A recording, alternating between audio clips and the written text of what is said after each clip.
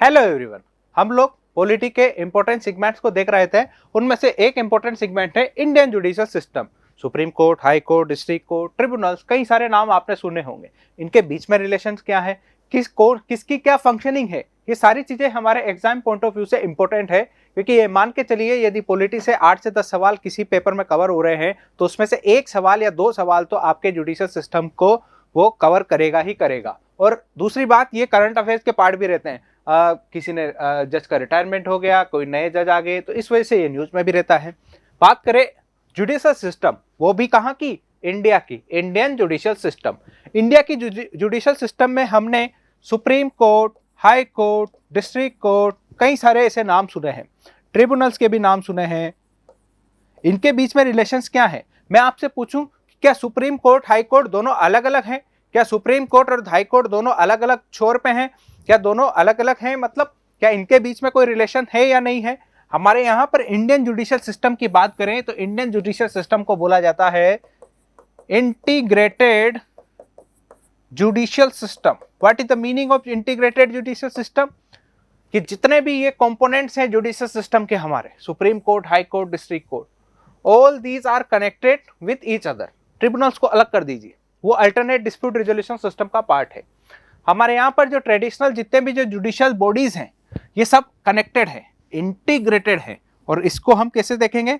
Integrated judicial system का मतलब हो गया, यदि सारी बॉडीज इंटीग्रेटेड हैं तो सबसे ऊपर आता है सुप्रीम कोर्ट, और इस सुप्रीम कोर्ट के अंडर आता है जो हमारे जो हाई कोर्ट्स है, देन डिस्ट्रिक्ट कोर्ट, उसके बाद ये अगेन सब डिस्ट्रिक्ट कोर्ट, ऐसे चलता रहता है। मुंसिफ अदालत, ये सब इसमें कवर हो जाएंगे। यानी इंटीग्रेटेड का मतलब हो गया कि सुप्रीम कोर्ट के अंडर होते हैं हाई कोर्ट, हाई कोर्ट के अंडर होते हैं डिस्ट्रिक्ट कोर्ट, और डिस्ट्रिक्ट कोर्ट के अंडर होते हैं सब डिस्ट्रिक्ट कोर्ट। यानी हमारे यहाँ पर हाई कोर्ट्स की फंक्शनिंग को कौन रेगुलेट करता है? Supreme court. डिस्ट्रिक्ट कोर्ट की फंक्शनिंग को कौन रेगुलेट करता है? High court. तो इसको बोलते हैं इंटीग्रेटेड। सारी हमारे जितने भी कंपोनेंट्स हैं सब क्या है? इंटीग्रेटेड है। तो इंटीग्रेटेड जुडिशियल सिस्टम। आज हम लोग दो टॉपिक्स को पढ़ेंगे, सुप्रीम कोर्ट और हाई कोर्ट। हम दोनों को एक साथ इसलिए पढ़ेंगे क्योंकि कई सारी चीजें जो हैं वो ओवरलैप करती है, और कई टीचर्स या कई सारे प्लेटफॉर्म्स पर आपको अलग अलग पढ़ाया जाता है। सवाल कंबाइंड होके आता है और फिर वो गलत हो जाता है। तो हम एक साथ पढ़ाएंगे ताकि आपको कंपेयर करके भी पढ़ेंगे, ताकि आपको चीजें आप एनालाइज कर सकें। सुप्रीम कोर्ट की बात करें तो सुप्रीम कोर्ट को as a federal court government of India act 1935 के थ्रू बनाया गया था। तो गवर्नमेंट ऑफ इंडिया एक्ट 1935 में एक फेडरल कोर्ट बनाया गया था। लेकिन हमारा खुद का कॉन्स्टिट्यूशन आने के बाद 28 जनवरी 1950 को इसको नाम दिया गया सुप्रीम कोर्ट। ये अंग्रेजों के टाइम का था और ये हमारा खुद का कॉन्स्टिट्यूशनल इंडिया का। तो कब बना सुप्रीम कोर्ट? की फर्स्ट सिटिंग कब हुई? 28 जनवरी 1950 को। लेकिन इसका ओरिजिन है government of India act 1935, as a federal court इसको एस्टेब्लिश करा था। और सुप्रीम कोर्ट की जो सिटिंग है वो कहां पर है? दिल्ली में। और जगह भी हो सकती है यदि चीफ जस्टिस ऑफ इंडिया और प्रेसिडेंट मिलकर ये डिसाइड करते हैं। हाई कोर्ट की बात करें तो हाई कोर्ट्स की, ये तो हो गया सुप्रीम कोर्ट कैसे बना। हाई कोर्ट्स पहले से ही बनते आ रहे थे अंग्रेजों के टाइम पे। अलग अलग स्टेट में अलग अलग हाई कोर्ट्स हैं और वो उनका अलग अलग टाइम पे एस्टेब्लिश करा गया। आज के टाइम में बात करें तो 25 हाई कोर्ट्स हैं हमारे यहाँ। तो 28 स्टेट्स हैं केवल, फिर तो 28 तो होने ही चाहिए एटलीस्ट। फिर ये 25 हाई कोर्ट्स कैसे? जब 1950 का जो ओरिजिनल कॉन्स्टिट्यूशन था, कॉन्स्टिट्यूशन ओरिजिनल मतलब जो फर्स्ट कॉन्स्टिट्यूशन था, उसमें ये लिखा हुआ था कि एक स्टेट, वन हाई कोर्ट। लेकिन टाइम के साथ हमने क्या देखा? हमने ये देखा कि कई सारे छोटे छोटे स्टेट्स बनते गए। गोवा बना, छोटे छोटे स्टेट्स बने, सिक्किम, छोटे छोटे स्टेट्स हैं। अब बड़े स्टेट महाराष्ट्र, वेस्ट बंगाल, इनमें भी एक हाई कोर्ट। छोटे स्टेट, वहां पे भी एक हाई कोर्ट। ऐसे में 7th कॉन्स्टिट्यूशनल अमेंडमेंट एक्ट के थ्रू ये बोला गया कि 2 या मोर देन 2 स्टेट्स में एक कॉमन हाई कोर्ट हो सकती है। जैसे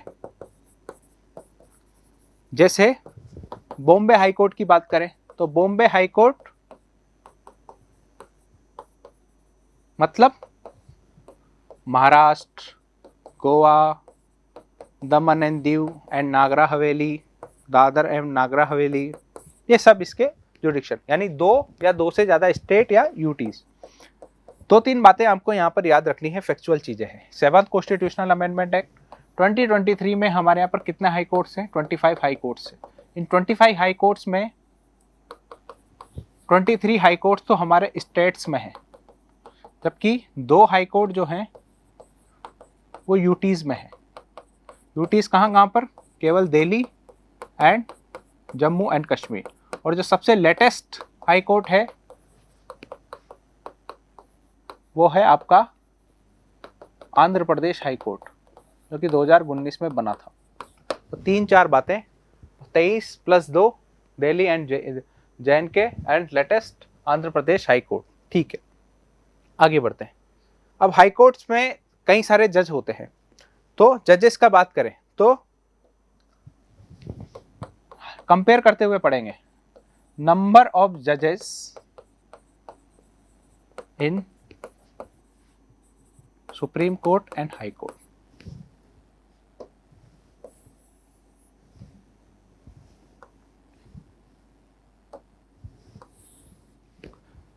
सुप्रीम कोर्ट में बात करें और हाई कोर्ट में बात करें, क्या हम सारे हाई कोर्ट्स के 25 हाई कोर्ट्स के नंबर ऑफ जजेस को अलग अलग देखेंगे? नहीं।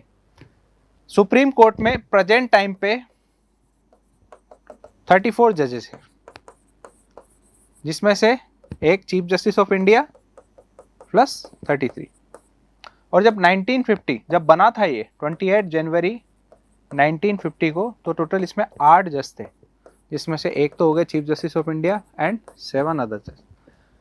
नंबर ऑफ जजेस इन high court is not fixed. कितने हाई कोर्ट्स में कितने जज होंगे ये decided by president of India. वो देख लेता है कि इतनी जरूरत है। अब देखो बॉम्बे हाई कोर्ट में केसेस का कितना लोड है, आपके दिल्ली हाई कोर्ट में कितना लोड है, अलग अलग चलेगा।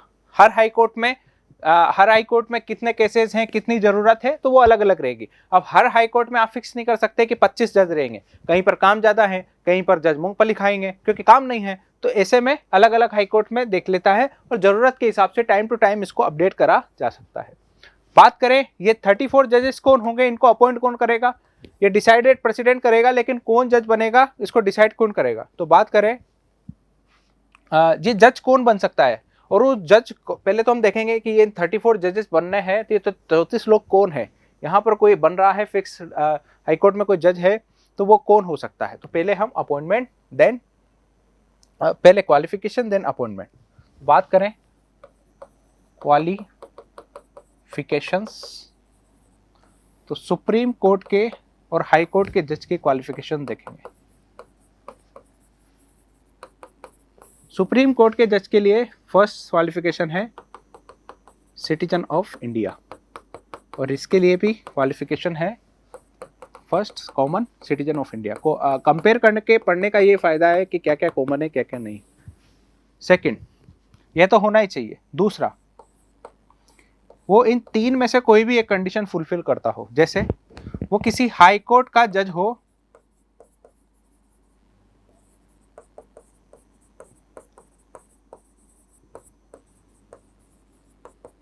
पांच साल से ज्यादा टाइम पर, more than 5 years, he should have been served as a judge of any high court, और वो किसी 10 साल से ज्यादा से किसी डिस्ट्रिक्ट कोर्ट में जज हो,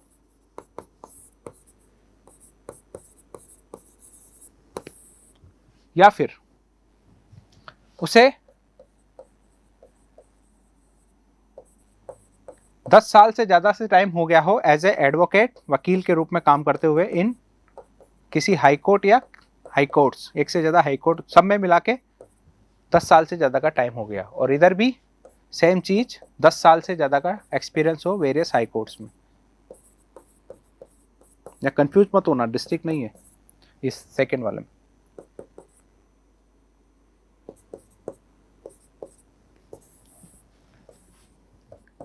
He or she should be respected jurist in the opinion of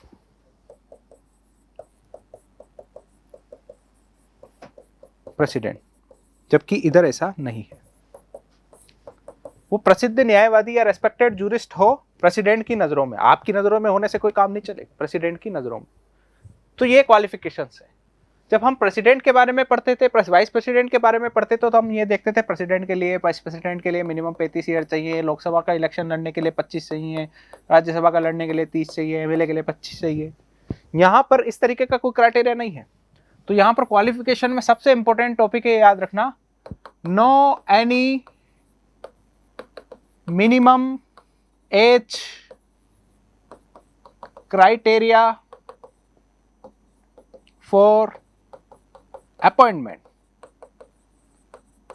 ना तो सुप्रीम कोर्ट में ना ही हाई कोर्ट में मिनिमम एज का क्राइटेरिया है। तो no any minimum age criteria for appointment in either supreme court और high courts, in any high court. तो ये आपके क्वालिफिकेशंस है। बात करें, एक पर्सन है जो ये क्वालिफिकेशन फुलफिल करता है या ये क्वालिफिकेशन फुलफिल करता है, तो इनका अपॉइंटमेंट कैसे होता होगा। पर्सन, क्वालिफाइड पर्सन तो हमने चूज कर लिए, अपॉइंटमेंट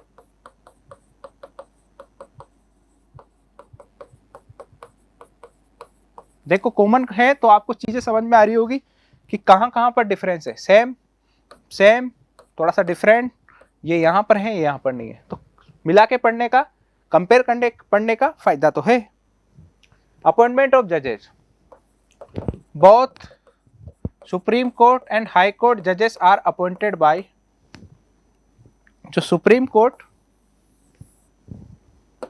बात इधर ऐसे, इधर देखिए, बोथ सुप्रीम कोर्ट के जज हो या फिर हाई कोर्ट के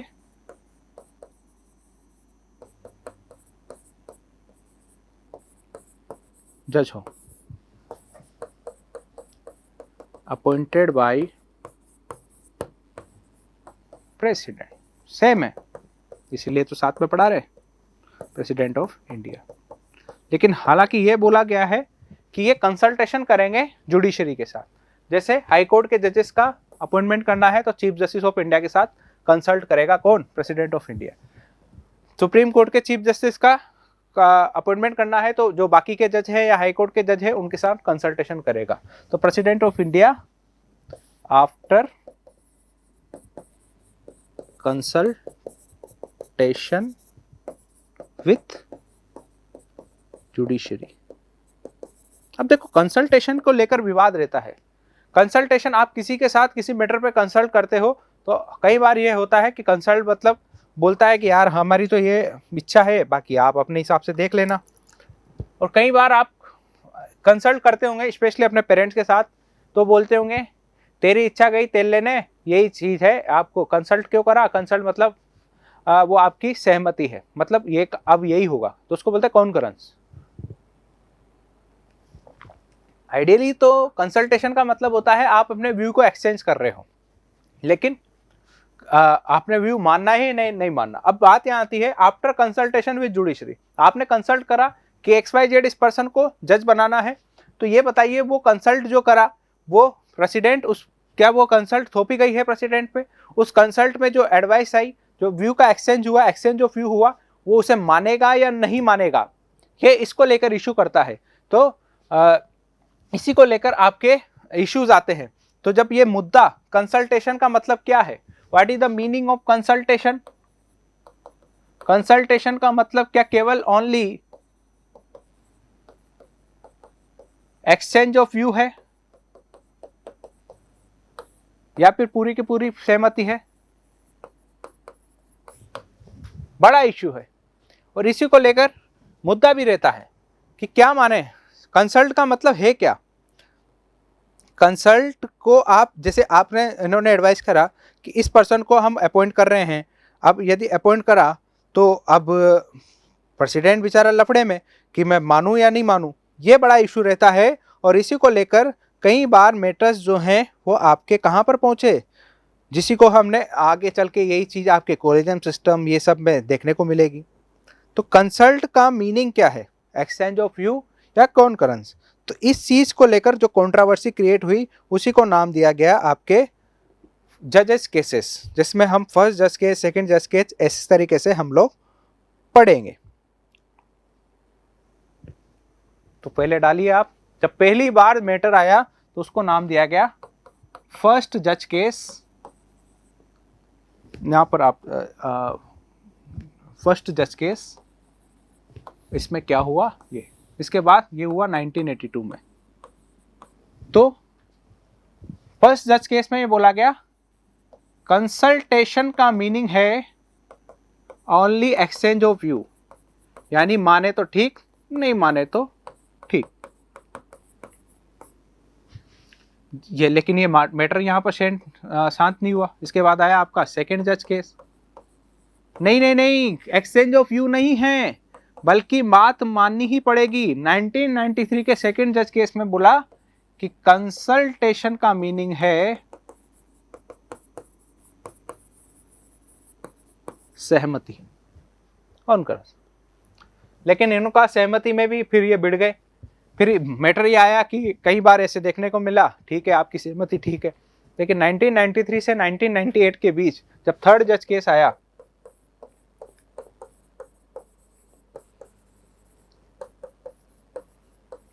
तो उसमें बोला कई बार ऐसे देखने को मिला कि चीफ जस्टिस ऑफ इंडिया एक तरफ और आपके बाकी के जो सुपर मोस्ट जज हैं वो एक तरफ, तो खुद जुडिशरी ही सहमत नहीं हो पाती।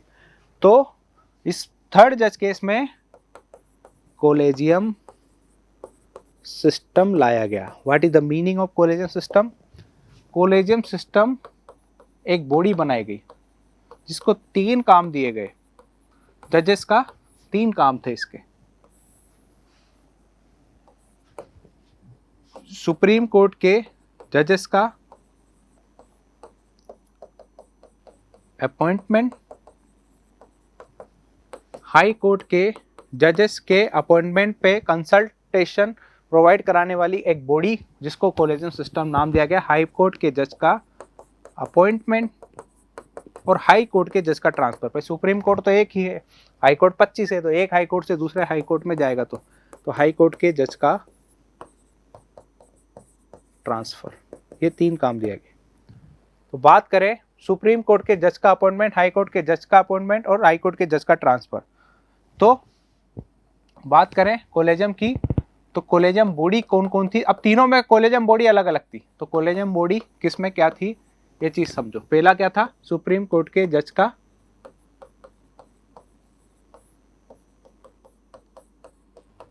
अपॉइंटमेंट। तो इसमें सलाह देने के लिए एक तो आए chief justice of India, foremost senior जज ऑफ सुप्रीम कोर्ट। तो टोटल कितने हो गए? टोटल मेंबर्स कितने हो गए? 5, 4 और 1 5। दूसरा काम था हाई कोर्ट के जज का अपॉइंटमेंट। तो इसमें सलाह देने के लिए आए chief justice of India and 2 most senior जज ऑफ सुप्रीम कोर्ट। तो टोटल कितने हो गए? 3। थर्ड था हाई कोर्ट के जज का ट्रांसफर। तो इसमें एक तो हो गए chief justice of India, 4 most senior जज कहाँ के? सुप्रीम कोर्ट के, and chief justice of both आपके हाई कोर्ट्स। ये 2 हाई कोर्ट्स कौन कौन सी होगी? तो टोटल कितने हो गए? 7 मेंबर्स हो गए। देखो ये तो समझ में आ रहा है। तो chief justice of both high court, जैसे किसी जज का ट्रांसफर करा बॉम्बे हाई कोर्ट से कलकत्ता हाई कोर्ट की तरफ, तो बॉम्बे हाई कोर्ट के जो चीफ जस्टिस हैं वो और कलकत्ता हाई कोर्ट के चीफ जस्टिस है वो, जहां से जा रहा है और जहां पर जा रहा है उन दोनों हाई कोर्ट्स के चीफ जस्टिस। तो ये आपकी कॉलेजियम बॉडी थी। अब देखो इस पूरी कॉलेजियम बॉडी में एक चीज देखने को आएगी कि पूरी की पूरी कॉलेजियम बॉडी में केवल ओनली जुडिशियल मेंबर्स हैं, और इंडिया कॉलेजियम सिस्टम के बाद एक ऐसा जुडिशियल सिस्टम बन गया जहां पर जज ही जज का अपॉइंटमेंट करते थे। ऐसे में गवर्नमेंट ऑफ इंडिया ने, अब देखो काम तो किसका था, काम किसका था, प्रेसिडेंट का, और अपॉइंट कंसल्टेशन को कॉन्करेंस सहमति बनाकर पूरा का पूरा कॉलेजियम सिस्टम के थ्रू काम कौन करने लगा, जुडिशरी, और जुडिशरी ही जुडिशरी का अपॉइंटमेंट करने लगी। वर्ल्ड की बड़ी बड़ी डेमोक्रेसीज में कहीं पर भी ऐसा नहीं था। तो इस चीज में गवर्नमेंट ने कहा आप अकेले कुछ नहीं करोगे, तो इसमें आपका जो सिस्टम है, आप आपका अपॉइंटमेंट कर रहे हो तो ट्रांसपेरेंट नहीं है, वो सब नहीं है। तो इसके लिए ही एक नेशनल जुडिशियल अपॉइंटमेंट कमीशन लाया गया। नेशनल जुडिशियल अपॉइंटमेंट कमीशन में क्या बोला गया, नेशनल जुडिशियल अपॉइंट कमीशन, जिसमें ये बोला गया कि अकेले जुडिशरी ही अपॉइंट नहीं करेगी बल्कि आपकी एग्जीक्यूटिव भी इसमें रोल प्ले करेगी। तो 6 मेंबर्स का कमीशन बनाया गया, जिसमें से 3 मेंबर्स जुडिशरी के और बाकी के 3 मेंबर्स आपके एग्जीक्यूटिव के, 3 मेंबर जुडिशरी के और 3 मेंबर्स एग्जीक्यूटिव के। 3 मेंबर जुडिशरी के, एक तो वही चीफ जस्टिस ऑफ इंडिया और 2 मोस्ट सीनियर जज, जबकि 3 एग्जीक्यूटिव में एक तो हो गए आपके यूनियन लॉ मिनिस्टर और 2 एमिनेंट पर्सन्स, जिन्हें, और ये 2 एमिनेंट पर्सन को अपॉइंट करने के लिए chief justice of India, prime minister और लीडर ऑफ अपोजिशन लोकसभा, इन 3 मेंबर्स के कमेटी इन 2 एमिनेंट पर्सन को अपॉइंट करेगी। लेकिन जब नेशनल जुडिशियल अपॉइंटमेंट कमीशन लाया गया 2014 में, तो उस समय चीफ जस्टिस ऑफ इंडिया थे जस्टिस खेर। तो जस्टिस खेर ने इसे, और ये लाया गया था 99 कॉन्स्टिट्यूशनल अमेंडमेंट एक्ट के थ्रू। तो इस 99 कॉन्स्टिट्यूशनल अमेंडमेंट एक्ट को अनकॉन्स्टिट्यूशनल बता दिया। अनकॉन्स्टिट्यूशनल बताया आपके 4th जज केस में। 4th जज केस में ये जो नेशनल जुडिशियल अपॉइंटमेंट कमीशन आया था, जिसने कॉलेजियम सिस्टम को रिप्लेस करा था 2014-15 में, इसको अनकॉन्स्टिट्यूशनल बता दिया एनजेएसी को, क्योंकि ये जुडिशरी की इंडिपेंडेंसी को वायलेट करता है। और जुडिशरी की इंडिपेंडेंसी, जुडिशरी की न्यायपालिका की स्वतंत्रता हमारे बेसिक स्ट्रक्चर का पार्ट है, और जो बेसिक स्ट्रक्चर को वायलेट करती है उन चीज़ों का अमेंडमेंट कॉन्स्टिट्यूशन में नहीं करा गया। तो एनजेएसी को, या यूँ बोले 99 कॉन्स्टिट्यूशनल अमेंडमेंट एक्ट को रिजेक्ट कर दिया गया, कैंसिल हो गया, रिजेक्ट हो गया। तो एनजेएसी वहीं कहानी खत्म, अभी भी कॉलेजियम सिस्टम चल रहा है। तो ये पूरा अपॉइंटमेंट इस तरीके से होता है, मतलब अपॉइंटमेंट इस तरीके से होता होगा। ये तो हो ही गया रिजेक्ट, यानी ये है पूरा सिस्टम। ठीक है, आगे बढ़ते हैं। अब किसी जज को अपॉइंट करा तो जजेस की रिटायरमेंट की एज क्या होती है, तो सुप्रीम कोर्ट और हाई कोर्ट के जजेस की रिटायरमेंट एज क्या है, तो इसके रिटायरमेंट की एज है 65 ईयर्स। जो जज अपॉइंट हुआ वो 65 साल तक अपनी सर्विस प्रोवाइड कराएगा, और इसकी भी रिटायरमेंट एज है वो है 62 ईयर। लेकिन ऐसा नहीं है कि 65 साल तक इसको ढोना पड़ेगा गवर्नमेंट को, और 62 साल तक हाई कोर्ट के जज को ढोना पड़ेगा। इनको इनके रिटायरमेंट की एज के पहले भी रिमूव करा जा सकता है। तो रिमूवल प्रोसेस, तो 62 साल के पहले बात करना है, रिमूव करना है, या फिर हाई कोर्ट के जज को, या 65 साल के पहले हाई कोर्ट सुप्रीम कोर्ट के जज को हटाना है, तो रिमूवल, तो रिमूव्ड बाय पार्लियामेंट। पार्लियामेंट इन्हें हटा सकती है, दोनों, हाई कोर्ट का जज हो या सुप्रीम कोर्ट का जज हो, through special majority. Special majority का मतलब हो गया 2/3। लेकिन किस बेसिस पे भाई, हटाने का कोई ना कोई बेसिस तो रहा होगा ना, on the basis of misbehaviour या फिर इनकैपेसिटी, वो कैपेबल नहीं है, इनकैपेसिटी या मिसबिहेवियर के बेसिस पे पार्लियामेंट उन्हें स्पेशल मेजोरिटी, ये तीनों चीजें, parliament, special majority, misbehaviour and incapacity के बेसिस पे उनको हटा सकते हैं इनके रिटायरमेंट की एज के पहले भी। ठीक है, अब आगे सबसे इंपॉर्टेंट बात हम लोग पढ़ेंगे वो है फंक्शंस ऑफ या पावर्स, फंक्शंस बोल दीजिए या पावर्स बोल दीजिए या जुडिक्शन बोल दीजिए of supreme court and high court. इसको 2-3 पार्ट में आप डिवाइड कर सकते हो। पहला original जुडिक्शन, appellate जुडिक्शन, writ जुडिक्शन and last advisory जुडिक्शन। Appellate का मतलब होता है, देखो आप किसी मैटर को डिस्ट्रिक्ट कोर्ट से हाई कोर्ट में अपील कर रहे हो, चैलेंज कर रहे हो, तो वो इसके अंदर होगा। लेकिन ओरिजिनल जुडिक्शन का मतलब होता है कि वो मैटर केवल वहीं पर ही आएगा। तो ओरिजिनल जुडिक्शन का मतलब, पहले हम एक एक करके लेते हैं। सबसे पहले लेंगे हम ओरिजिनल जुडिक्शन। ओरिजिनल जुडिक्शन का मतलब होता है कि वो जो XYZ ये वाला केस है, ये केस है, इस केस का नेचर ये है, तो इस केस के नेचर सीधे सुप्रीम कोर्ट में जाएंगे, तो वो सुप्रीम कोर्ट की ओरिजिनल जुडिक्शन हो जाएगी। तो supreme court's original jurisdiction and high court's original jurisdiction. ठीक है, तो सुप्रीम कोर्ट की ओरिजिनल जुडिक्शन होती है, देखो सुप्रीम कोर्ट जो है वो work as a federal court, federal court की तरह काम करता है। यदि किसी डिस्प्यूट होता है, if any dispute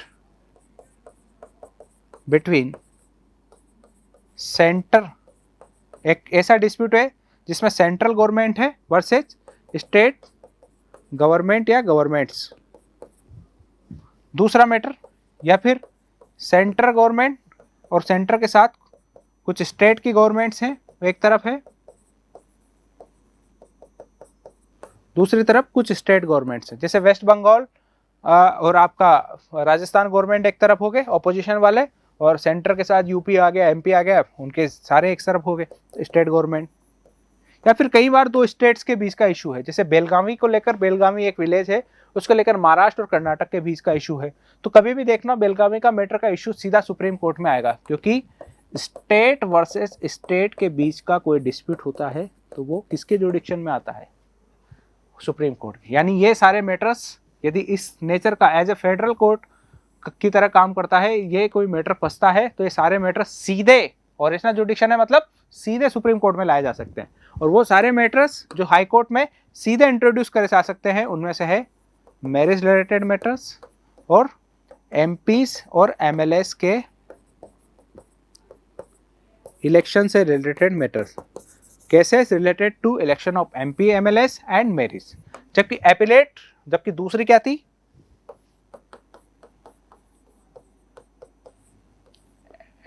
appellate जुडिक्शन। Appellate जुडिक्शन मतलब आप अपील करोगे, अगेन वही इंटीग्रेटेड वाला पार्ट, भाई जिसके नीचे वो है उसके ऊपर आप अपील कर दो। तो एपिलेट जुडिक्शन मतलब आप अपील कर सकते हो, तो अपील्स इन सिविल मैटर्स, दूसरा appeals in criminal matters, criminal matters में भी आप अपील कर सकते हो, और ऐसे मैटर जहां पर कॉन्स्टिट्यूशन की एक्सप्लेन करने का मैटर हो, अपील्स इन कॉन्स्टिट्यूशनल मैटर्स और कुछ स्पेशल केसेस, तो अपील्स बाय स्पेशल केसेस। अब जैसे डिस्ट्रिक्ट कोर्ट है, डिस्ट्रिक्ट कोर्ट में से कोई सिविल मैटर आया तो आप अपील हाई कोर्ट में कर सकते हो, और यदि हाई कोर्ट के अगेंस्ट अपील कर सकते हो सुप्रीम कोर्ट में। तो एक चेन चलती है, सब डिस्ट्रिक्ट कोर्ट है, एसडीएम की कोर्ट बोल दीजिए, उससे डिस्ट्रिक्ट डीएम की court, district magistrate, then high court, then supreme court. अब चाहे आप यहाँ पर सिविल मैटर ले लो या क्रिमिनल मैटर ले लो, तो दोनों में एपिलेट जुडिक्शन दोनों की सेम है। इसी तरीके से एक आती है रीट जुडिक्शन। कॉन्स्टिट्यूशन के पार्ट 3 में आर्टिकल 12 से लेकर 35 तक हमको फंडामेंटल राइट मिले हैं, लेकिन ये फंडामेंटल राइट का वोलेशन होता है तो हम कहाँ पर जाएंगे? तो फंडामेंटल राइट का वोलेशन होने के केस में हम कोर्ट का दरवाजा खटखटा सकते हैं, और जब फंडामेंटल राइट का वोलेशन होता है तो आप क्या लगा सकते हो? रीट लगा सकते हो। तो ये रीट आप 2 जगह लगा सकते हो। रीट आप सुप्रीम कोर्ट में भी वोलेशन हुआ है तो आप सुप्रीम कोर्ट चले जाओ या हाई कोर्ट चले जाओ। यदि सुप्रीम कोर्ट चले गए तो सुप्रीम कोर्ट की रीट जुडिक्शन, और हाई कोर्ट चले गए तो हाई कोर्ट की रीट जुडिक्शन। तो आर्टिकल 32 का यूज करोगे तो सुप्रीम कोर्ट चले जाओ, और जब हाई कोर्ट में भी जा सकते हो तो फिर वो आर्टिकल 226 कहलाएगा। डिफरेंस कुछ नहीं है, बस 32 पर सुप्रीम कोर्ट लिख रहा है, 226 में लाइन सेम है, पूरी बातें वही हैं, आप हाई कोर्ट जा सकते हो। यानी पार्ट 3 में जो आपको फंडामेंटल राइट्स मिले हुए हैं, चाहे वो right to free of speech हो, राइट टू लाइफ हो, right to freedom of religious freedom हो, तो उस मैटर्स में आपको अपील करनी है तो आप सुप्रीम कोर्ट में भी जा सकते हो और हाई कोर्ट में भी जा सकते हो। आप रीट लगा सकते हो, यानी रीट जुडिक्शन भी दोनों के लिए ओपन है। आप हाई कोर्ट के लिए भी रीट जुडिक्शन होगी और सुप्रीम कोर्ट के लिए भी होगी। जब आप हाई कोर्ट में जाओगे तो वो आर्टिकल 226 के अंडर कवर होगा, और आप सुप्रीम कोर्ट में जाओगे तो 32 के अंदर कवर होगा। इसी तरीके से लास्ट है वो है एडवाइजरी जुडिक्शन। एडवाइजरी कोई आपको घर पर्सनली आपको तो एडवाइस देने आएंगे नहीं सुप्रीम कोर्ट के। यहाँ पर एडवाइस बात करी है, कई बार ऐसे मैटर्स फंस जाते हैं कि हमको खुद को हमारे प्रेसिडेंट, हमारे first citizen of India president को डिसीजन लेना है, लेकिन उनको खुद को नहीं समझ में आता कि मैं क्या करूं। तो एडवाइजरी जुडिक्शन के अंडर सुप्रीम कोर्ट एडवाइस देता है आर्टिकल 143 के अंतर्गत। आर्टिकल 143 एडवाइस जुडिक्शन से बात करता है, डील करता है, जिसमें सुप्रीम कोर्ट, ये केवल ओनली फॉर सुप्रीम कोर्ट है, हाई कोर्ट के लिए नहीं है, ओनली फॉर सुप्रीम कोर्ट। तो supreme court under article 143 advice provide कराता है प्रेसिडेंट को उन सारे मैटर्स में जो पब्लिक इंपॉर्टेंस के होते हैं। अब जरूरी नहीं है कि रोज फोन लगा के अरे पब्लिक इंपॉर्टेंस का मैटर है, ये सलाह ले लो हमारी, नहीं। प्रेसिडेंट को खुद को जरूरत पड़ेगी तो वो सुप्रीम कोर्ट से पूछ देगा, एडवाइस ले लेगा। एडवाइस अब वो इसलिए नहीं पूछेगा कि मेरे बीवी का पेट खराब है या मेरा पेट खराब है तो एडवाइस दो। एडवाइस वो पूछेगा इंपॉर्टेंस, पब्लिक इंपॉर्टेंस मैटर्स पे वो एडवाइस लेगा। कॉन्स्टिट्यूशन के पहले की कोई ट्रीटी है तो यार ये ट्रीटी में क्या क्या हुआ था, भाई कॉन्स्टिट्यूशन में जो बात लिखी हुई है वो तो कॉन्स्टिट्यूशन की किताब में लिखी हुई है, हमारा रिटर्न कॉन्स्टिट्यूशन है। लेकिन कॉन्स्टिट्यूशन के पहले तो प्री कॉन्स्टिट्यूशनल ट्रीटीज, तो इन 2 मैटर्स में सुप्रीम कोर्ट से एडवाइस ले सकता है, जानबूझ के लेगा, जब भी देनी है इसको, फोकट ऐसे नहीं कि रोज फोन लगा के बोल दे। तो आर्टिकल 143 के अंडर एडवाइस ले सकता है प्रेसिडेंट सुप्रीम कोर्ट से, जब मैटर पब्लिक इंपॉर्टेंस का हो, जब मैटर कोई कॉन्स्टिट्यूशन के पहले का कोई मैटर या प्री कॉन्स्टिट्यूशनल ट्रीटी हो, जहां पर संविधान की या कॉन्स्टिट्यूशन की व्याख्या करने का मैटर हो। तो हमने पूरा इसमें सुप्रीम कोर्ट और हाई कोर्ट के बारे में पूरा समझा, इनकी पावर्स फंक्शनिंग पर हमने आकर एंड करा, दोनों को कंपेयर करके पढ़ा है ताकि आप लोगों को एग्जाम में कंफ्यूज नहीं हो। दोनों को एक साथ पढ़ते हैं तो क्योंकि सवाल हाई कोर्ट से भी आ सकता है, सुप्रीम कोर्ट से भी आ सकता है, दोनों की अपनी इंपॉर्टेंस है। हमने कंपेयर करके पढ़ा है ताकि आप इसको एनालाइज पावर आपकी बढ़े। Thank you.